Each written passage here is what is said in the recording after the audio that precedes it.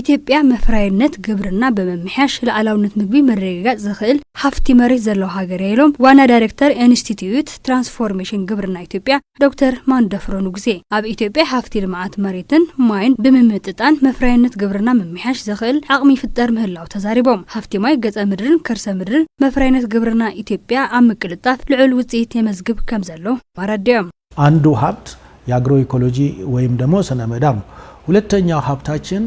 ለማምረት መሬት ያስፈልጋል። እተሓደ ሀብትና አግሮ ኢኮሎጂዩም እተኻላይ ሀብትና ድማ መሬትዩም ፍርያትን ምፍራይ መሬት የድልዩም ዘይለምዐ ድንግል መሬት ኣለና እዚኦም ክልቲኦም ጥራሕ ንምፍራይ እኹላት ይኾኑን ማይውን የድልዩም ንሕና ናይ ዝናብን ሩዋን ከምኡውን ከርሰ ምድሪ ማይ ኣለና እተኻሊእ ሰብ ሰራሕ ሀብቲ እንትንርኢ እቲ ትራንስፎርሜሽን ዝምችው ናይ ገጠር ግብርና ኣለና መምሕያሽ ሃገር በቆል ኢኮኖሚ ዝወገናሉ ትልሚ 10 ዓመት ኣለና ነዚ ንፍጽመሉ ትልሚ ትግበራ ብዝተፈላለየ ብርኪ ተኸፋ ፊልዩ ነዚ ዘፈጽሙ ትካላት ድማ አለው እዮም ይሄንን የሚያስፈጽሙ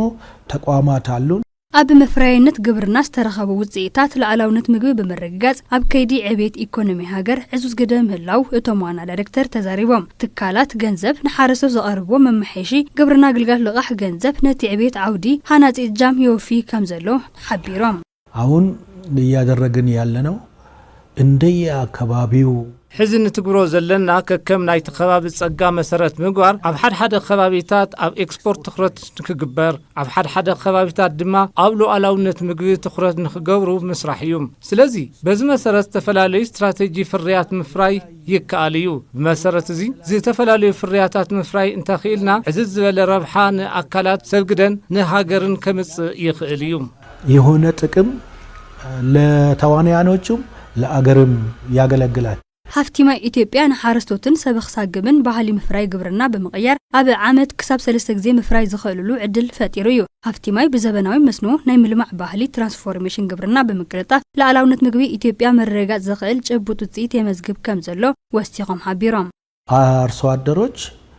ከሚያመርቱት ውስጥ